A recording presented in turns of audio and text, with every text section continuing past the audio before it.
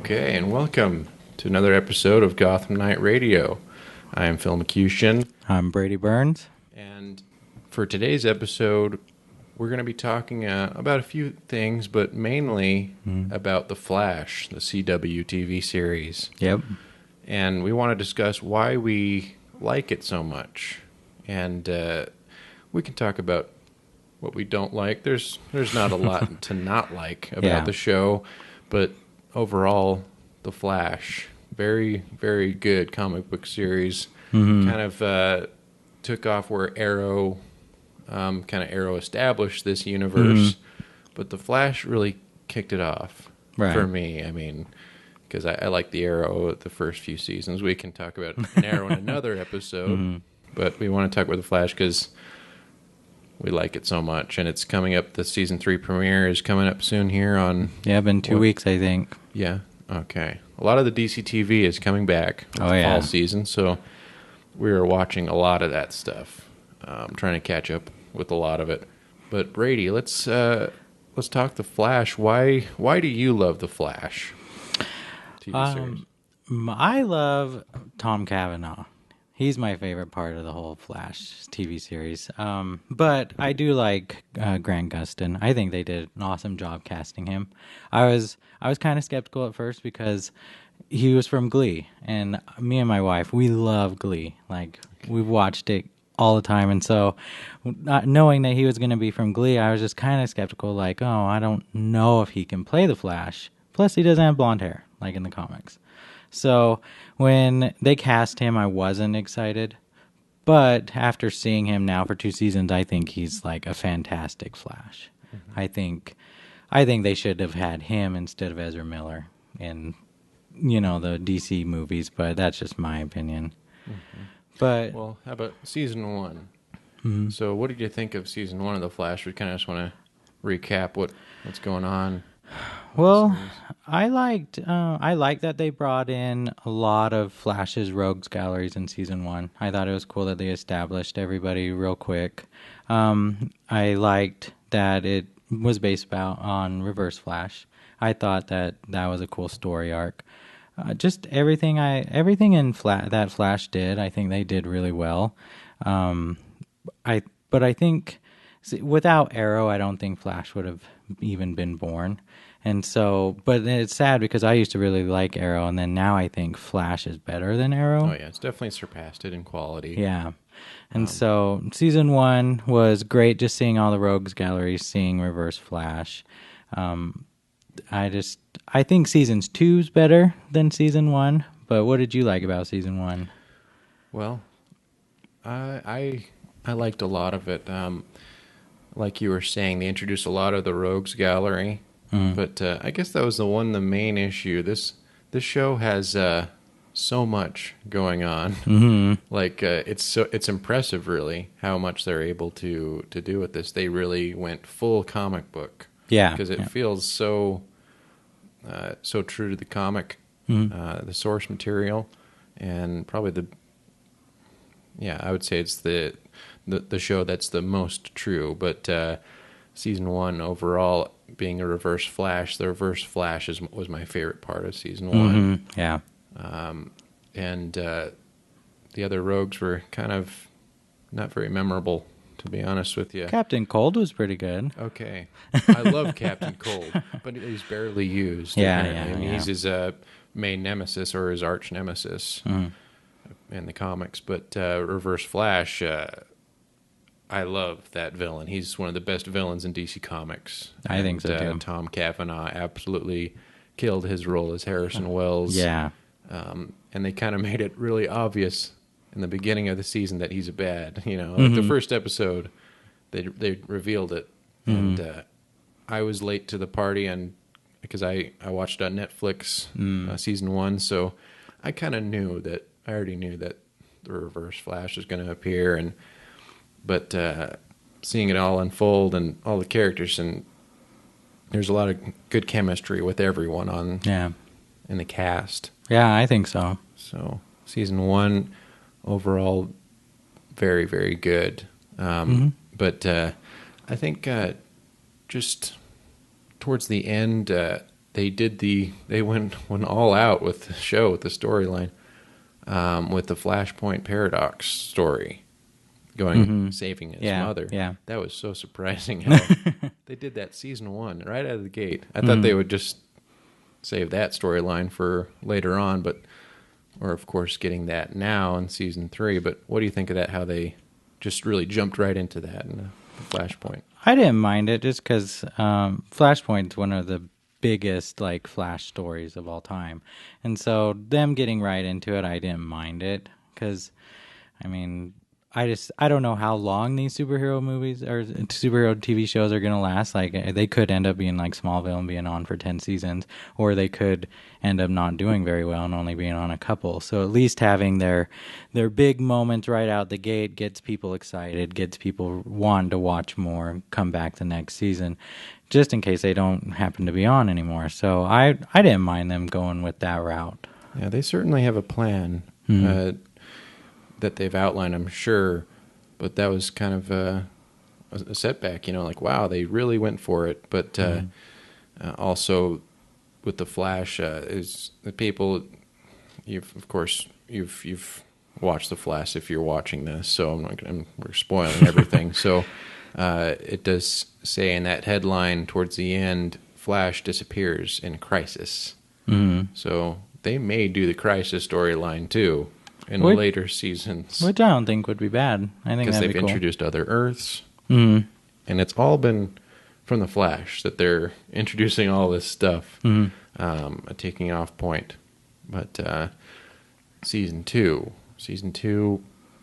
and we had Zoom. I loved Zoom. Jay Garrick, or Jay Garrick in quotes there. So what'd you think of season 2?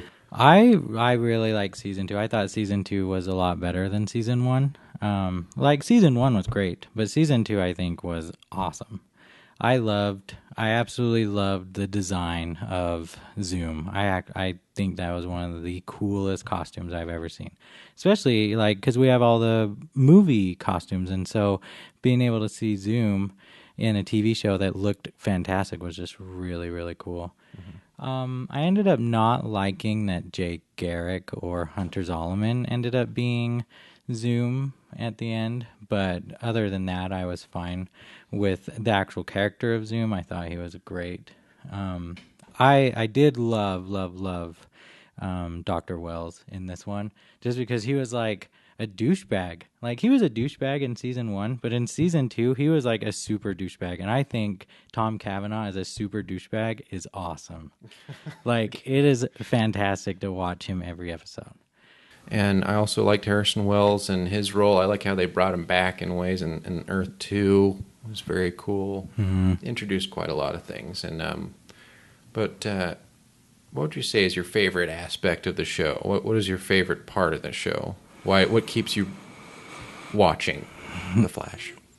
Honestly, it's Dr. Wells, but that's because he's just my favorite. But I do love that they've created this whole world with Arrow, and now they're going to do it with Supergirl, and then they have Legends of Tomorrow.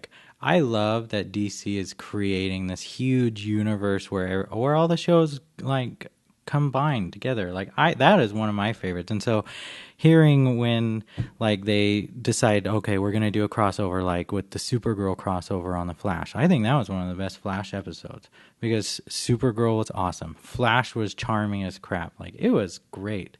And then whenever he did in season 1, when they had the Arrow Flash crossover, that was great too. And so that's my favorite thing that brings me back to watching The Flash or The Arrow or shows like that, is just because everything combines. And so when you watch a show Tuesday night and then watch a show Wednesday night, you're going to get, it's the same universe that you're watching. And so I think that's just incredible. Yes. Overall, The Flash, very, very good show. We can go into even more detail, honestly, but they've really killed it with all the characters. Grant Gustin, awesome Flash. I agree with you. I look forward to the Flash in the movie universe. I think Ezra Miller, he's a great choice. He's a very charismatic guy in his other roles, and he's proved to be quite a great actor. So it's going to be interesting Yeah. to see the dynamic what they've chosen to do. He's definitely going to be more comedic, I think, Ezra Miller's Flash. But so other DC TV shows, they've really, I think they've hit it out of the park with the DC TV. All of them have been pretty good quality. Arrow, though, Arrow has kind of declined I know, a little bit. poor It's a Arrow. shame. I think it's maybe because the Flash writers the Arrow writers who originally started the show left after season 2. So that's was the case. But definitely watch those shows, and we'll review more. We'll review more of those shows. Gotham, Supergirl, I love Gotham. Legends of Tomorrow, Arrow. There's so many. What about Constantine? Do you like Constantine? That's also a show I need to watch. There's so much TV. There's so much TV. Hours. I need to dedicate myself to this.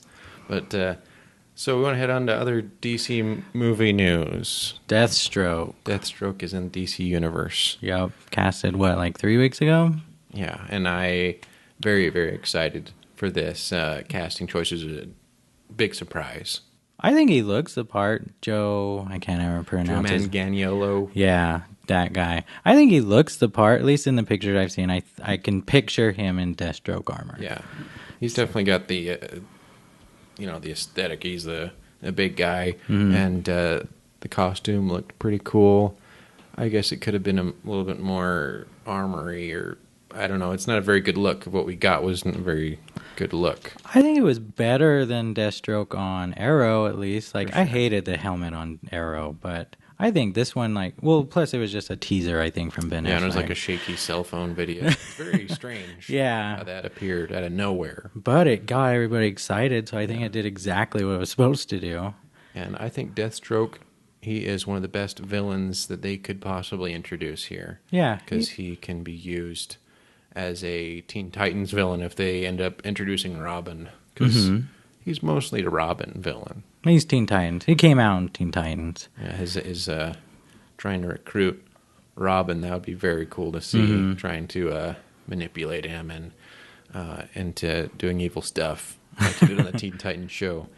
But also he's a great villain towards Batman. He's just probably even a better fighter than he is, and it's going to be a really intense matchup. I'd have to argue that, but I still think Batman's better than Deathstroke. Who knows for sure? I mean, Batman always wins. Yeah. So, but Deathstroke did take on the entire Justice League. 7 members of the Justice League. He beat them by himself. So that's why this is going to be great, because he's a formidable villain. yeah. Like, he's going to... it'll be a close match. Batman will win, but it'll be close. Yeah, and maybe they introduced Deathstroke because of Deadpool, the success of Deadpool. You think that's a possibility? I don't think so, because let's see, after season 2 of Arrow, if I'm remembering right, after season 2 of Arrow, they told the writers or the producers of Arrow, you can't use Deathstroke anymore. He's going to be going bigger, better places.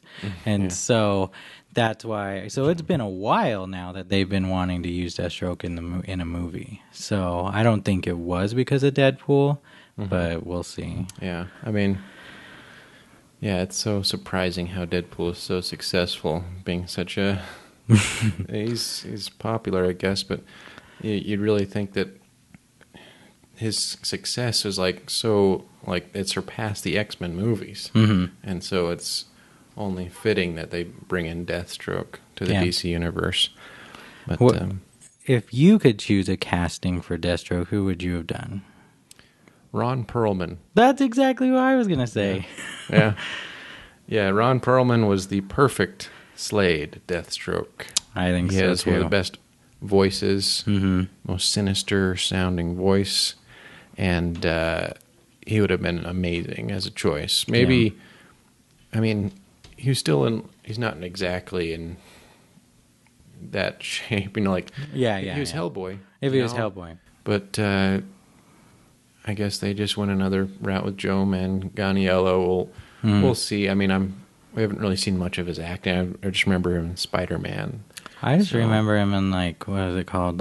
What to Expect When You're Expecting. He's just always a pretty boy type of role, so I'm not sure But yeah, I would have chosen Ron Hopefully Perlman he gets too. with Ron Perlman and he gets some voice acting lessons or something like that. Not that he needs them, I'm sure, but that'd be cool. But we also got 2 images, the tactical bat suit. That kind of looked like Owlman. Yeah, very much so. From Watchmen. So the goggles, they may light up apparently to white eyes. That's what I've been hearing. But I mean, I liked it on the first, when I first saw it. But apparently, a lot of people are mixed. Apparently, yeah, I don't mind it. I mean, it's just a tactical bat suit. I mean, he has so many suits. Like, it doesn't matter. He's not going to be in that suit the whole time. Yeah. If people don't like it, he's not going to be there the whole time. I think it's going to be. It's just hard to do the white eyes. Well, they did it so good in Black Panther in Civil War. Like, I loved his white eyes. I was like, why can't you do that with Batman? Yeah, like it worked. His suit was entirely CGI, apparently. Not entirely. Yeah, but they manipulated it in such a way that. But they still did the white eyes for Deadpool too. Yeah, and those were animated as well. So, like, they animated the cape on Batman. So why not animate the eyes? But that's just personal. And that heads into the comics because white eyes. Batman, he's known to have that in the comics and several other, iterations of different characters. But Batman, that's his quintessential look. But Rebirth, we're going to go into what we've been reading in Detective Comics. That's storyline been fantastic. Yeah, and you want to just go into what you liked about it? I just liked this whole. I think it was 7 issues was what this current story arc was. It was just everything that James Tynion did was awesome. I think he is writing Batman perfectly, and so it's just been.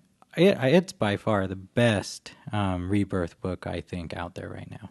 It's just fantastic. And then the art, I think the last name's Barrows. I know he's done majority of the 7 issues. I think he did miss 2 of them or something. But his artwork's great. I really, really like his artwork. And so this story with Batwoman and the new Red Robin and Tim Drake and what happened to him was just like, it was crazy.